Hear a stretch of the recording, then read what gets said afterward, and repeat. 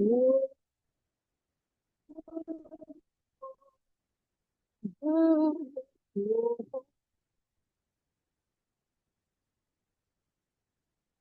ooh, ooh, ooh. Hello, beautiful beings. Welcome to See Blissfully Lit podcast. I'm your host, Samie, and here we are having an individual conversation yet again. I know it's been quite some time as I have been moving through some transitions and finally in a place where I feel, I would say, more stabilized and in my element. So here I am to share with you what pieces led me to where I am today. And just a fun little tidbit of where I actually am.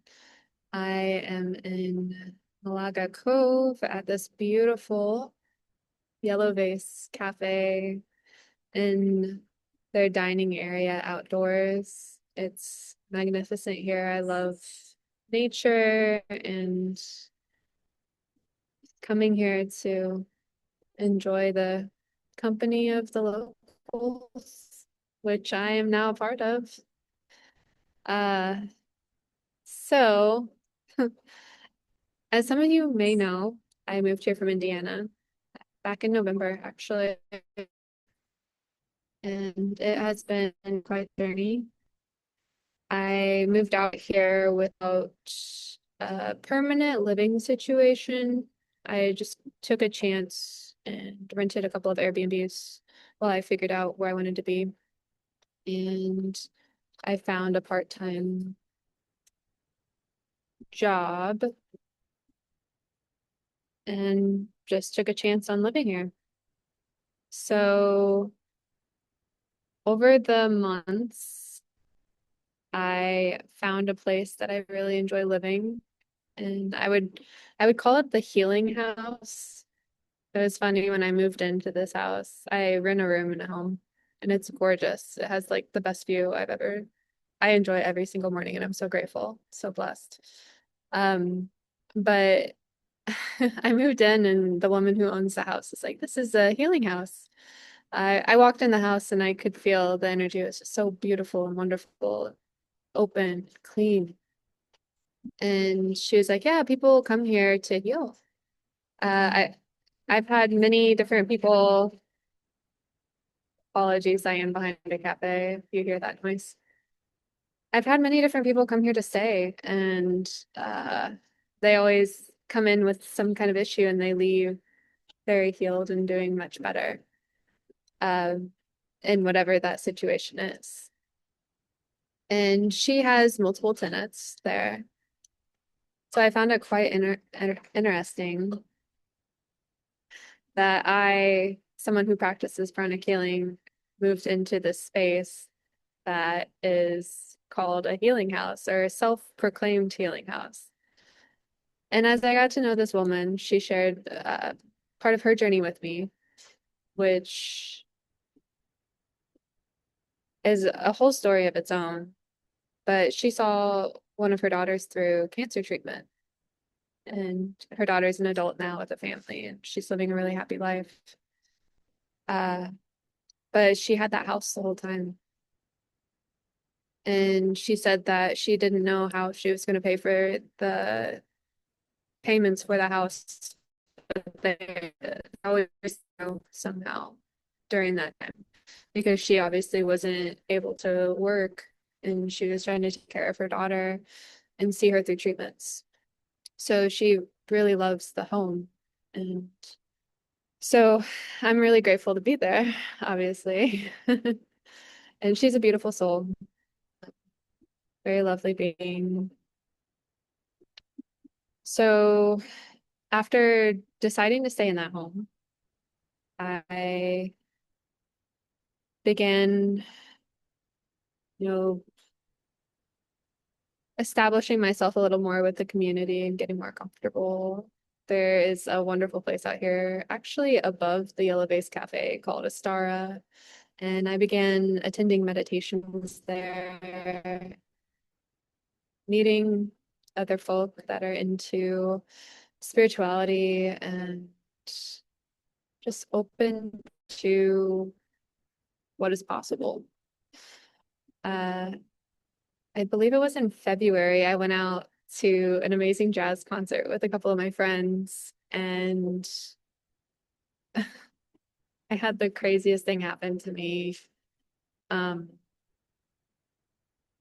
I drove us, and it was not a very short drive. We drove all the way through Malibu, and I live at the other end of the coast in Southern California.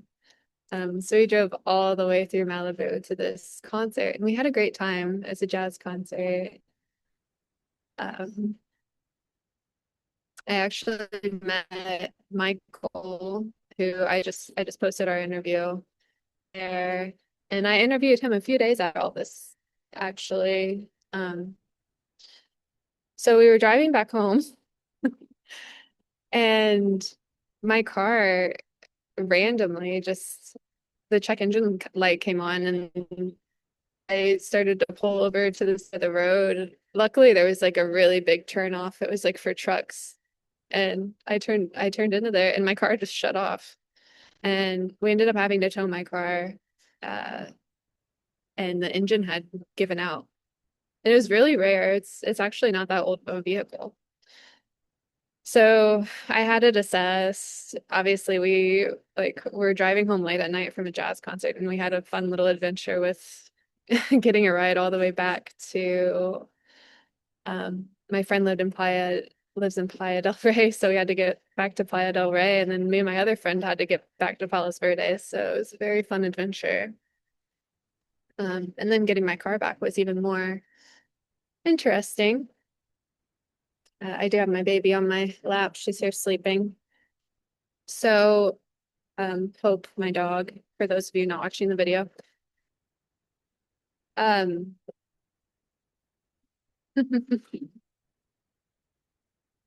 so I ended up getting my car towed to a nearby place and replacing my engine, which is very unexpected. And I shared with um me that it felt like my car was getting a heart transplant because the engine is like the heart of the car. It it pumps everything and it's the thing that gets started to get the car going, right?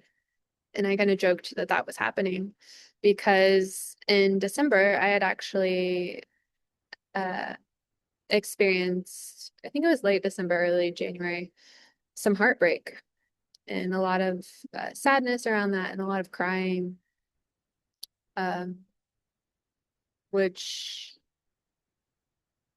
I mean, to each his own. You don't always correlate that with your vehicle, but it just was very relative to the life and situations that I had been going through. And uh, this relationship I hold near and dear even to this day because they're a very special person in my life. Um, but there was this romance component that was being explored and um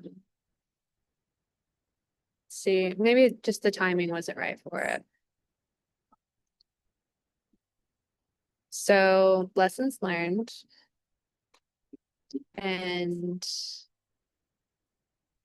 got my car fixed.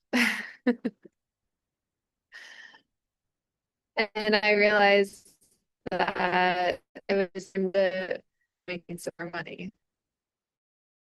And I started doing the work energetically and dipping my toes and getting myself out there just a little bit. Um, but mostly I do a lot of goal setting. I specifically determine what it is that I'm looking for. I write it down and I do certain energetic work around it. to allow that to come into my life. So I did all of that, and some really beautiful things started to shift. Uh, some very aligned clients came into my life. And that's what I've been seeking is I want to work with people like it's more of a reciprocal relationship. Like we find each other and we're a really good fit for each other. Uh, I would hope that for any practitioner in any modality that you're, attracting the clients that you can help the most and that there is a sense of reciprocity in your relationship. So that happened. And I also got a whole month off from my part-time job, which was really, really nice. And money was received to help me get by during that month. And I mean, it wasn't very expected and it wasn't something that I sought out. It just happened. Um,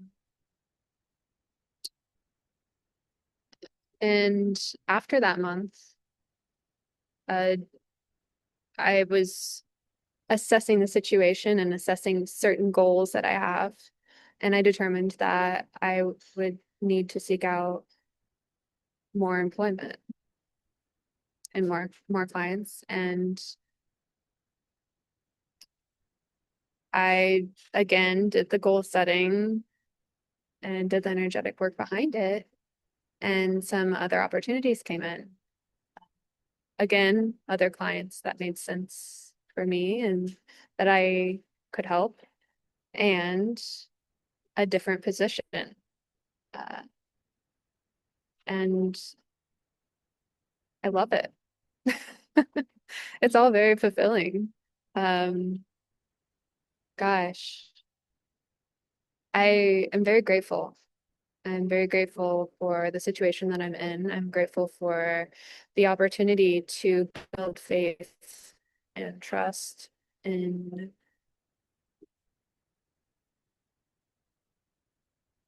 the grace of life itself. Because we're all here to live. We all want to live a happy, fulfilling life. Everybody has a different definition of what that is.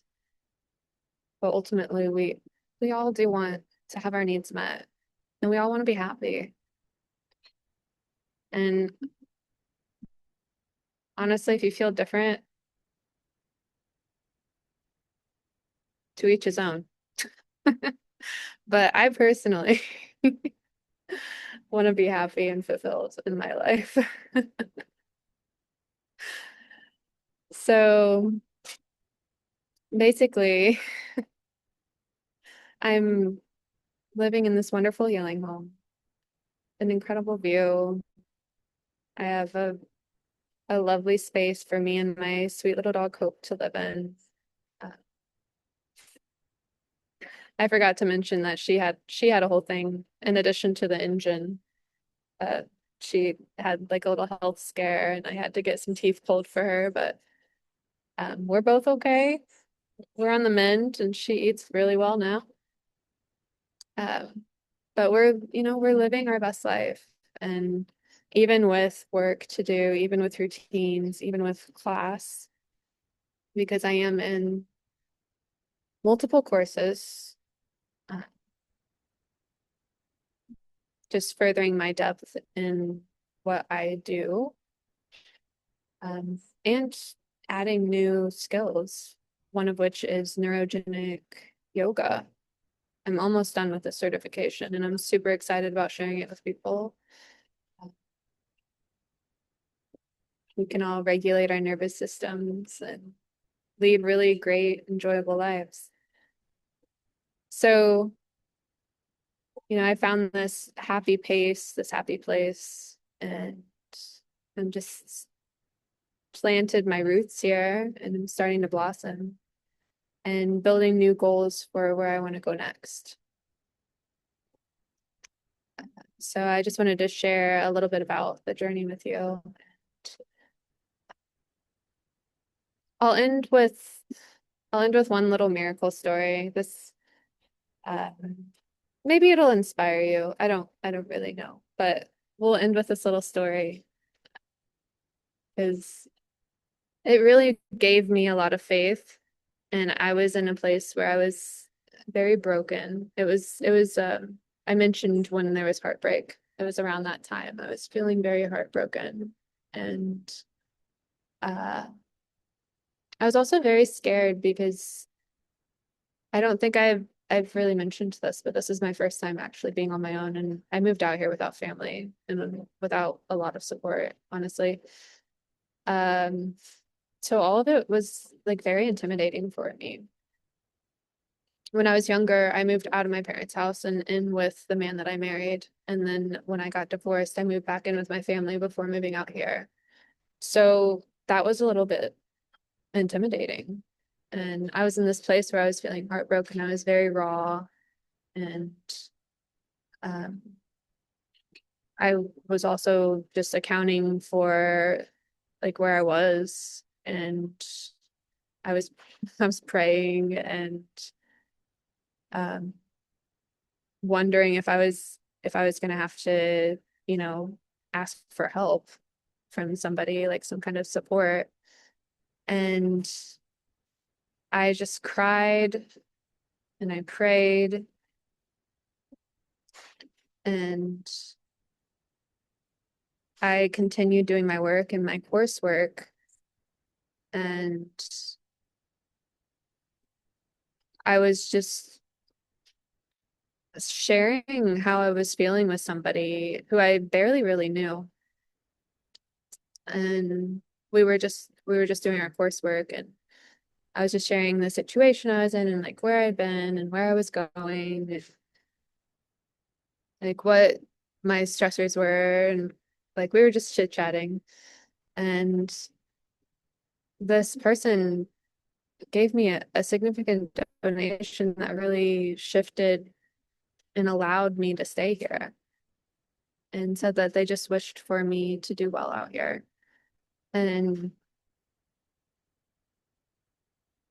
a couple of nights before that happened, or maybe the night before that happened, even, I was watching Miracle on 34th Street, and there was this scene where they were in the courtroom and they were reading the money, and they said, "In God we trust." And I remember that night just changing my whole idea around the dollar and recognizing that even our money says, "In God we trust." I was like, okay, I hand it over to you, God. Like I had been crying that whole week and I had just been praying every night that things would get better and that I would feel better and I could move on and stay there. And lo and behold, just after watching that and handing it over to God, it came through. And my faith has never been so strong, ever.